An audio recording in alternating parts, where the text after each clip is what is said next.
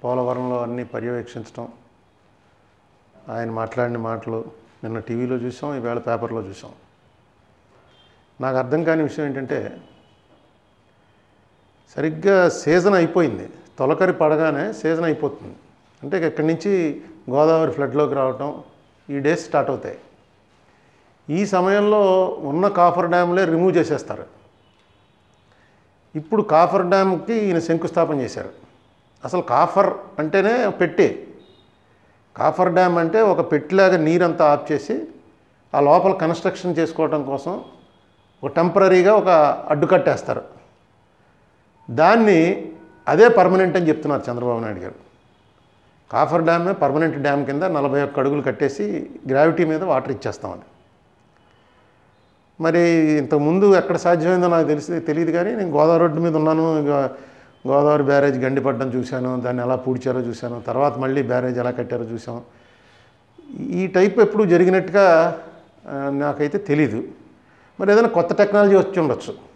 అయితే మధ్యలో భయం కలిగించేటువంటిది ఏంటంటే, ఆయన బాహుబలితో పోలుస్తున్నాడు దీన్ని.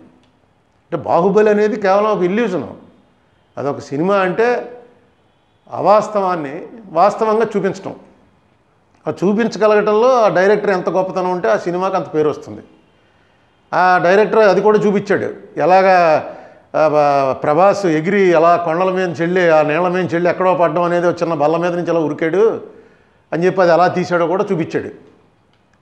మీరు బాహుబలితో మాటికి పోలుస్తుంటే మాకు అనుమానం వస్తుంటుంది. ఇది కూడా ఉన్న బాహుబలి సినిమాలాగా పోలవరం డ్యామ్ చేద్దామా, పోలవరం ప్రాజెక్టుని బాహుబలి డ్యామ్ కింద ఏమన్నా మీరు అనుకుంటున్నారా? లేకపోతే అక్కడ 5 స్టార్ హోటల్ కట్టండి, 7 స్టార్ హోటల్స్ కట్టాలి. తర్వాత ఐకాన్ బ్రిడ్జ్ అని ఒక కొత్త పేరు. ఐకాన్ బ్రిడ్జ్ అంటే ఏంటని నేను నెట్లో గూగుల్ చేసి చూశాను. ఐకాన్ అంటే అది ఒక చారిత్రాత్మక పెద్ద ఒక మోడల్, దాని పేరు చెప్తే అది దొరకాలనే దాన్ని ఐకాన్ అని అంటారు అనుకుంటా. ఈయన ఐకాన్ బ్రిడ్జికి శంకుస్థాపన అని వచ్చింది. అలాగే పోలవరం కాఫర్ డ్యామ్ ఈ టైంలో కడుతున్నారు, వరదలు రాబోయే టైంలో. మళ్ళీ ఇంకోటి అర్థం అవ్వదు, పట్టిసీమ నుంచి ఈసారి 100 TMC పంపు చేస్తాం. ఎందుకు లేనిపోని తగువులన్నీ కొని తెచ్చుకోవడం? బచావత్ అవార్డు ప్రకారం మనకు 80 TMC ఉంది. రేపు మొదలెడతారు తెలంగాణలో 100 TMC అక్కడి నుంచి తీసుకెళ్తామని. తీసుకెళ్లేది లేదు, ఏడిసేది లేదు. కానీ ఈ ప్రకటనలు ఎందుకు, ఈ ప్రచారం ఎందుకు, అదే అర్థం అవట్లేదు. చంద్రబాబు నాయుడు గారు నిజంగా 2018 సీజన్ వచ్చేటప్పటికి వాటర్ కనుక తీసుకెళ్ళి పోలవరం కాలువలోంచి గ్రావిటీ మీద తీసుకెళ్ళి ఇవ్వగలిగితే ఇక అంతకన్నా గ్రేట్ ఎవరు ఉంటారు? ఖచ్చితంగా దాన్ని ఆహ్వానిస్తాం. చంద్రబాబు నాయుడు గారు ఫెయిల్ అయితే మనం అందరం ఫెయిల్ అయినట్టు. మా భయం అదే. మీరు చేస్తున్న పద్ధతి కరెక్ట్ కాదండి బాబు అనే చెప్తున్నాం. కొంతమంది తెలుగుదేశం మిత్రులు ఏమంటున్నారంటే, వీడికి ఏం కనిపించదు, వీడంతా నిరాశావాది, ఎప్పుడు కూడా ఇలా చంద్రబాబు నాయుడు మీద ఏడవటం వీడి పని, జగన్కి ఇండైరెక్ట్గా సపోర్ట్ చేయడం కోసమే ఏడు పొంతాను. జగన్దే అప్పుడే మీరు ఎలా లెక్కేసేసుకుంటున్నారు, అప్పుడే జగన్ వచ్చేస్తున్నాడని. ఇంకా 2 ఏళ్ళు టైం ఉంది. ఎన్ని పార్టీలు వస్తాయో తెలీదు, ఏ పార్టీ బలపడుతుందో ఏ పార్టీ బలహీనం అవుతుందో ఎవరికి తెలీదు.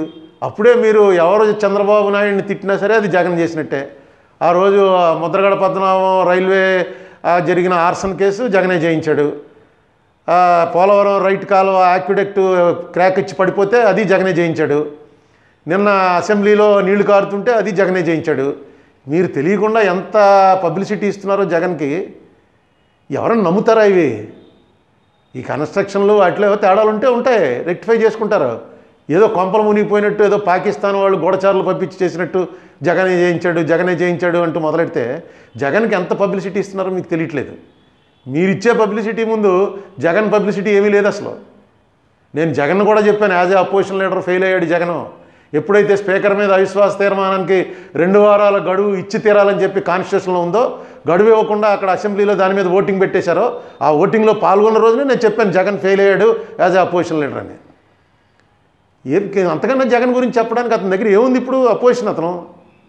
మీరు పని చేస్తున్నారు, మీరు చేసేటువంటి పని పోలవరం అనేది మామూలు ప్రాజెక్ట్ కాదు. అది మనకి అసలు జీవనాడి అదే. మీరు చెప్పారు చాలాసార్లు. ఈవేళ విడిపోయినటువంటి ఆంధ్రప్రదేశ్ మళ్ళీ వెళ్ళి పతాక స్థాయిలో నిలబడాలంటే పోలవరం పూర్తి అవ్వాలి. ఆ పోలవరం పూర్తి చేయడంలో ఇన్ని రకాల ట్రిక్లు ఎందుకు చేస్తున్నారు? ట్రాన్స్పరెంట్గా చెప్పండి. ఏం జరుగుతుంది, ఏం జరగబోతుంది అన్నీ ట్రాన్స్పరెంట్గా చెప్పండి. ఇదిగో ఇలా చేస్తున్నామని. ఇదేం కొత్త ఏం కాదు. మొత్తం ప్రపంచవ్యాప్తంగా అనేక ప్రాజెక్టులు, దీనికన్నా పెద్ద ప్రాజెక్టులు అనేకం కట్టారు. మీరు ఈ పోలవరం విషయం వచ్చేసరికి నిన్న పేపర్లో వచ్చింది. నిన్న వాళ్ళు అన్నారట, ఇప్పుడు జరగదండి పని, ఇంకా వరదలు వచ్చేస్తాయి కదా అంటే ముఖ్యమంత్రి ఒకంత అసహనం వ్యక్తం చేశారు. అంటే నీళ్ళు వస్తే పని చేయడం కష్టం అండి అని ఇంజనీర్లు చెప్తే ఈయన కోపం వస్తే వాళ్ళు చెప్పడం మానేస్తారు. ఇంతకుముందు కూడా మీరు అసలు పట్టిసీమని ఇంజనీర్లు అంతా వ్యతిరేకించారు, నేనే పెట్టానని చెప్పి మీరు చెప్పారు. ఇంజనీర్లు అంతా ఈ ప్రాజెక్ట్ సాధ్యం కాదంటే నేనే పెట్టించానని చెప్పి మీరే చెప్పారు. ఎవరు చేయవలసిన పని వాళ్ళు చేయాలి.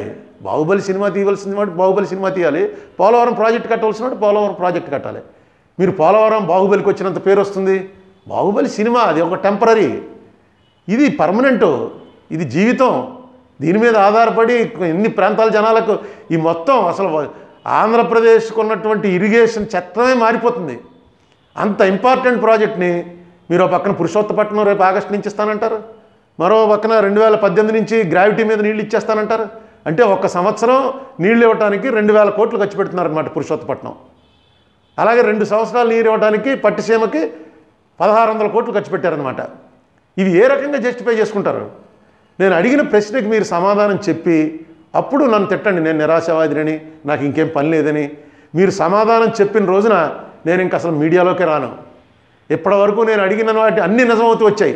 పట్టిసీమ మీద నేను ఏదైతే చెప్పానో సరిగ్గా అదే కాగు, అదే లెక్కలతో కాగు చెప్పింది, ఇది తప్పు, ఇదిగో ఇవి అకౌంట్లో అని. నేను 2014లో లెటర్ రాస్తూ మనం తెలంగాణకి ఇస్తున్నటువంటి విద్యుత్ మీద మీరు ఒక శ్వేతపత్రం ప్రకటించండి ఏంటంటే ఆ రోజున తీసి పక్కన పాడేశారు చిత్తకాగితం కింద. ఇవాళ అదే ఇష్యూ అయింది. ఇప్పుడు తెలంగాణ వాళ్ళు మనం కట్టాలి డబ్బు అంటున్నారు. ఏంటిది? ఇంత సమర్థుడైనటువంటి ఇంత సీనియర్ అయినటువంటి చంద్రబాబు నాయుడు తెలంగాణ వాళ్ళకి నోటీస్ ఇస్తే వాళ్ళు తిరుగు నోటీస్ ఇస్తారా? సెంట్రల్ గవర్నమెంట్కి 16,000 కోట్లు ఇవ్వాలంటే 300 కోట్లు చాలు, అంతకన్నా రాదంటారా? ఎక్కడ తప్పు? మన లెక్కలు తప్ప? మనకు అంత చేత కదా? మన దగ్గర పనిచేసేటువంటి ఆఫీసర్స్ అంతా ఎందుకు పనికిరాని ఆఫీసర్సా? 4,000 కోట్లు మనకి ఇవ్వాలనంటే వాడే మనకు 1,600 కోట్లు ఇవ్వాలంటుంటే ఎక్కడ తేడా ఉంది? దాని మీద మాట్లాడడానికి ఎవరికి హక్కు లేదా? సరే, జగన్ అయితే సంఘ వ్యతిరేక శక్తి, బాంబులు ఎట్టి పేల్చేస్తాడు, అన్ని పడగొట్టేస్తాడు, బేటలు బెట్టించేస్తాడు. మేమేం చేసాం? మేము అడిగిన దానికి సమాధానం చెప్పడానికి ఎందుకు ముందుకు రారు? చెప్పండి, నా తప్పు అని చెప్పండి. తప్పు అంగీకరించడానికి నేను సిద్ధంగా ఉన్నాను. నువ్వు మాట్లాడింది తప్పు, ఇది కరెక్ట్ కాదని చెప్పండి. అది మానేసి నేను నిరాశావాదినా, నాకు ఎందుకు ఏం పని లేకుండా మాట్లాడుతున్నానా, ఎందుకు రోజు ఏదో ఒకటి మాట్లాడడం, చంద్రబాబుని తప్పును పడడం అనడం కరెక్ట్ కాదు. ఈ రాష్ట్రంలో ఉన్నటువంటి ప్రజలందరికీ కూడా రాజ్యాంగబద్ధంగా సంక్రమించినటువంటి హక్కు ప్రశ్నించటం. ఇంత పెద్ద పెద్ద అమౌంట్లు తగలేస్తున్నప్పుడు ఎవడన్నా ప్రశ్నిస్తాడు. మిగతా వాళ్ళు ప్రశ్నిస్తే టీవీల్లోనూ వాటిలో అంత ఎక్కువగా చూపించరు. నేను ఎంపీగా కొన్నాళ్ళు పనిచేశాను కాబట్టి నాకు చూపించవచ్చు.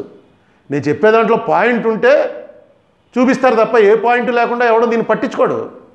పాయింట్ ఉందని మీకు తెలుసు, ఆ పాయింట్కి సమాధానం మీ దగ్గర లేదు. ఆ సమాధానం చెప్పండి, ఖచ్చితంగా ఒక మంచి చర్చ ప్రారంభమవుతుంది. చంద్రబాబు నాయుడు గారు మళ్ళీ సీఎం అవటం అనేదే సంకల్ప దీక్షలో సంకల్పం అని చెప్పి ఇవాళ పేపర్లో వచ్చింది. ఆయన మళ్ళీ సీఎం అవటమే మహాసంకల్పం అదని. చంద్రబాబు మళ్ళీ సీఎం, ప్రజాప్రతినిధులు ఉద్యోగ నేతల మహాసంకల్పం. ఓకే సార్, తప్పులేదు. కానీ ఈ సంకల్పం వల్ల ఎవరు సీఎం? పెర్ఫార్మెన్స్ వల్ల అవుతారు. మీకు పబ్లిసిటీకి ఏమీ లోట్లేదు. ఇంత చేస్తే ఇంత చెప్పుకోగలిగినటువంటి సమర్థత మీకుంది. కానీ ఇంత కూడా చేయట్లేదు అన్నదే మా అనుమానం. అది చేయండి. అది చేస్తే మీకు ఎంత వస్తుంది పబ్లిసిటీ ఖచ్చితంగా. లేకుండా ఉత్తుత్తి మాటల వల్ల ఇదిగో ఇప్పుడు 100 టీఎంసీ మీద రేపు స్టార్ట్ అవుతుంది. ఎలా తీసుకెళ్తాం 100 టీఎంసీని? మనం 1000 టీఎంసీ వాడుకున్నా అడిగేవాళ్ళు లేడు, ఎందుకంటే సముద్రంలో పోయే నీరే అది. కానీ చెప్పడం ఎందుకు? అది ఏంటి దానివల్ల వచ్చిన బెనిఫిట్? లాస్ట్ టైం అలాగే చెప్పారు, పట్టిసీమ నుంచి తోడామని. మొత్తం అంతా కూడా రైట్ టు ఇన్ఫర్మేషన్ కింద తీసి చూపించి మీరు తోడింది కాదండి, పులిచింతల నుంచి వచ్చింది వాటరు, ఆ వాటర్తో కృష్ణా డెల్టా సేవ్ అయింది తప్ప మీరు తోడిన వాటర్ కాదు అని నేను చెప్తే దాని మీద ఏం మాట్లాడరు. నువ్వు అన్నం తింటున్నావా, గడ్డి తింటున్నావా అని ఒక ఆయన అడుగుతాడు. ఇంకో ఆయన ఏమో రా కృష్ణా ఒడ్డుకొచ్చి ఈ మాటను తంతారు జనం అని ఇంకో ఆయన అంటాడు. ఏంటి ఇదే? ఈ తనటాలు కొట్టడాలు ఏంటో, ఈ లాజిక్ ఏంటో నాకు అర్థం అవ్వట్లేదు. నేను చెప్పిందని సమాధానం చెప్పండి. నా తప్పు అయితే ఒప్పుకుంటాను, ఎందుకంటే నాకు పొలిటికల్గా దీనిలో వచ్చేటువంటి బెనిఫిట్ ఏం లేదు. నాకు మీరున్నా, జగన్ ఉన్నా, ఇంకోళ్ళు ఎవరున్నా ఒకటే. రాష్ట్రానికి మంచి జరుగుతుంటే మంచి జరిగింది అనుకుంటాం, చెడు జరుగుతుంటే ప్రశ్నిస్తాం.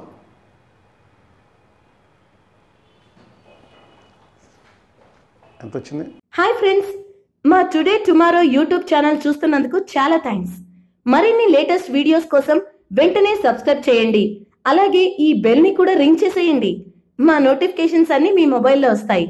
అలాగే మా వీడియోస్ మీకు నచ్చితే లైక్ చేయండి, షేర్ చేయండి, నచ్చకపోతే కామెంట్ చేయండి.